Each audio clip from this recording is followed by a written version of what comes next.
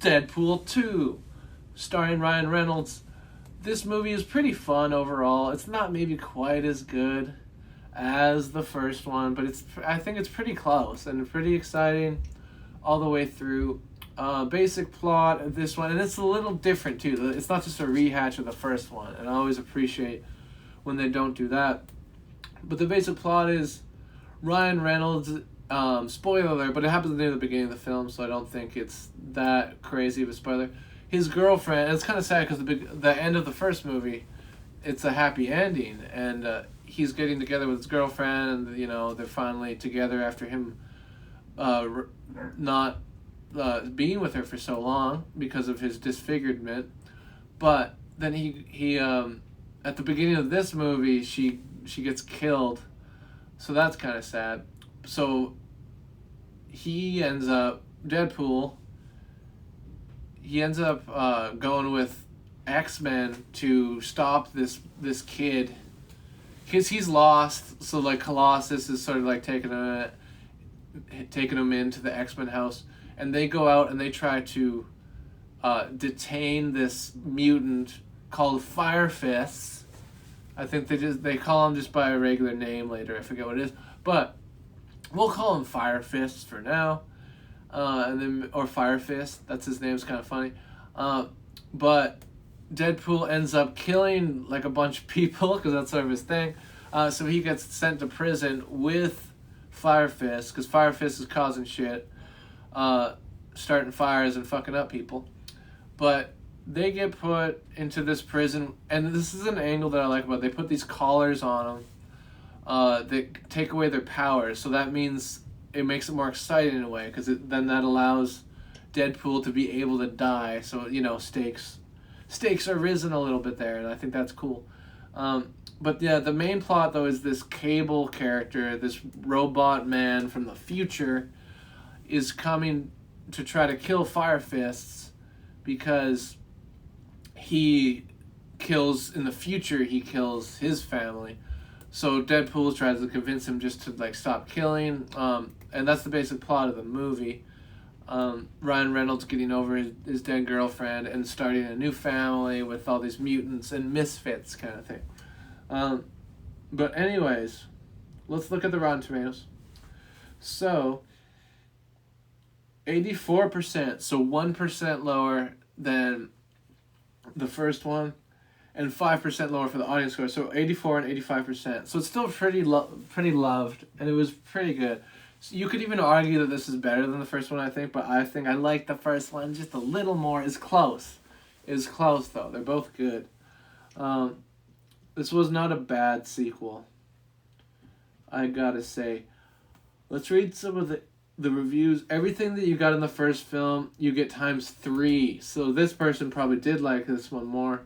I don't think the second film is terrible. I did find it quite dull. It's super exciting. I don't know what they're talking about.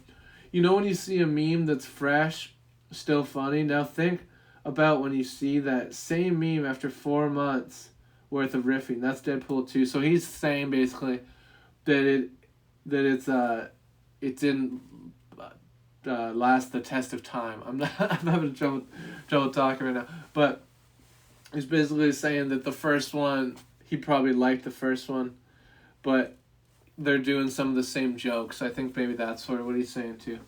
But I like this movie. Let's look at the IMDb now, and then we'll get into my notes. 7.7 out of 10, so a little lower than the IMDb page for the first one. But yeah, let's look at... So Josh Brolin is Cable, who's the robot man from the future that I talked about. Julian Dennison is Fire Fist. T.J. Miller, again, reprising his role as Weasel. Karan Soni is Dopinder again, who is the cab driver.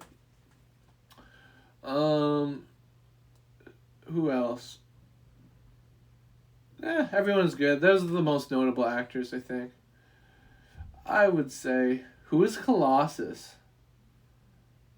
Do they even show? Stefan Kapicic. I don't think I said that right, but I tried. Okay, anyway. Moving on. Let's look at the box office information. So this is a way higher budget than the first one. That makes more sense. There's a lot. I feel like there's more effects in this or something. 110 million budget, but still crazy good box office return.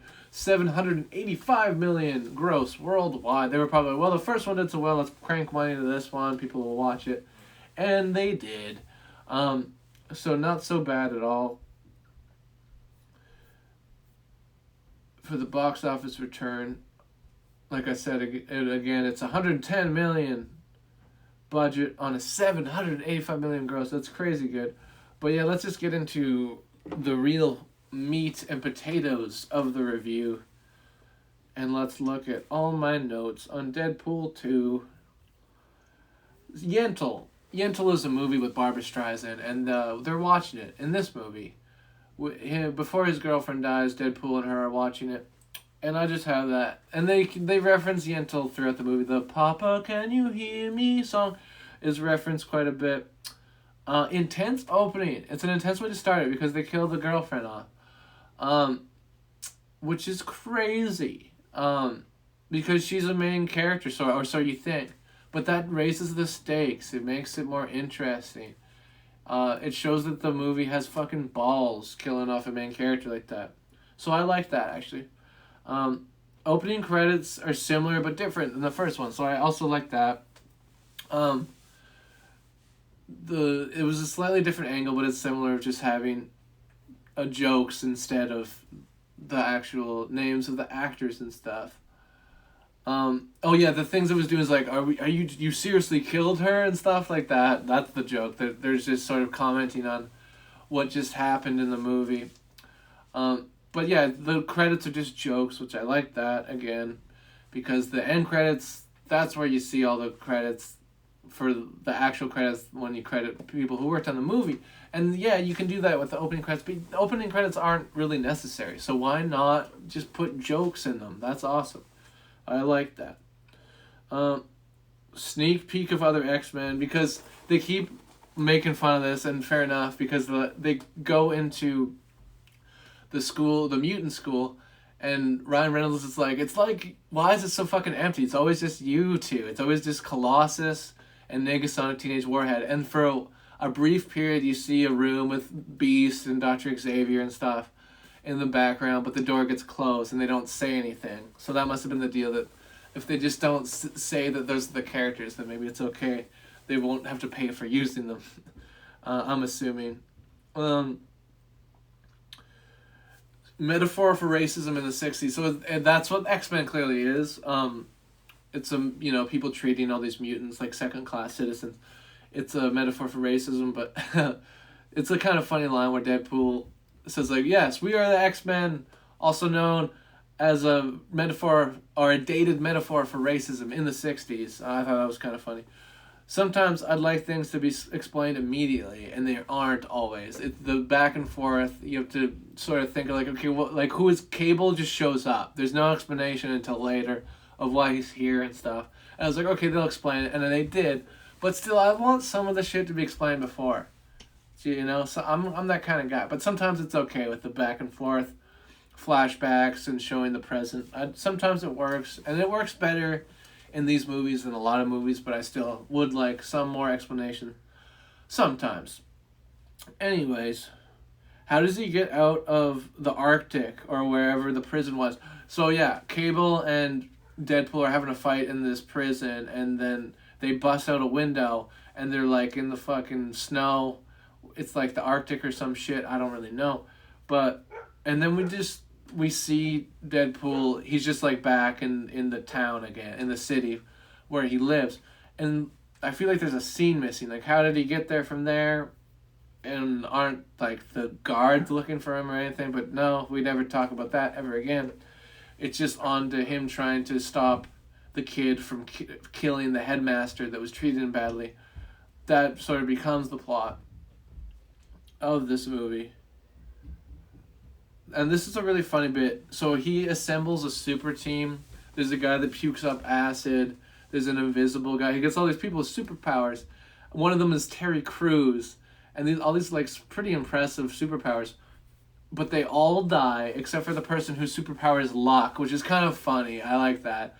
Like, she can just do all this crazy shit, and she just gets really lucky by not getting squashed by all these things that are happening around her. It makes for some fun action, honestly. But yeah, all the other members just die, which is kind of funny. But then, of course, the movie moves on. So that's just sort of a gag. It's like all these guys die. They have very impressive powers. It's a similar joke to in the movie MacGruber, where he assembles this team and the whole van blows up with them inside. It's a similar joke, but done a little bit differently. Juggernaut and Russell, who is Fire Fist, would have gotten to the headmaster way earlier than Deadpool. Yeah, just a little bit of the timeline doesn't make sense to me. Like, there's a relatively long scene with Deadpool and Weasel and Domino, who's the girl whose superpower is luck, and they're all and Al and Cable, and they're all talking for quite a bit. Well, because Deadpool got ripped in half by Juggernaut and his legs are gone, so they're all talking, and it's taken like some minutes, and the whole time you're thinking like, well, they're already on their way to kill this headmaster. So when in reality, I think they would have gotten there way sooner. They would have killed him before they even had a chance to go stop him. But for the sake of the movie and the plot, you let that slide. But that's definitely something I sort of thought, I don't know if that would actually fly in the timeline that they're presenting here. The pacing just doesn't seem quite right for that. But I digress. Moving on. Juggernaut, or you read that part. Why not also try to get Negasonic Teenage Warhead to help you? Because there's a scene where Deadpool is apologizing to Colossus and is like, yo, come help me go stop this kid from killing this headmaster. And, you know, eventually Colossus comes later. But why wouldn't you also want to get Negasonic Teenage Warhead? You know she has a sick-ass power. You know she can help. She does come later. But you're not expressing that you want her to come. She just ends up coming. So I think that you would have apologized to both of them, been like, let's get you both of your help. And he does get both of their help, but you think you would have asked both of them instead of just Colossus. That's my note for that.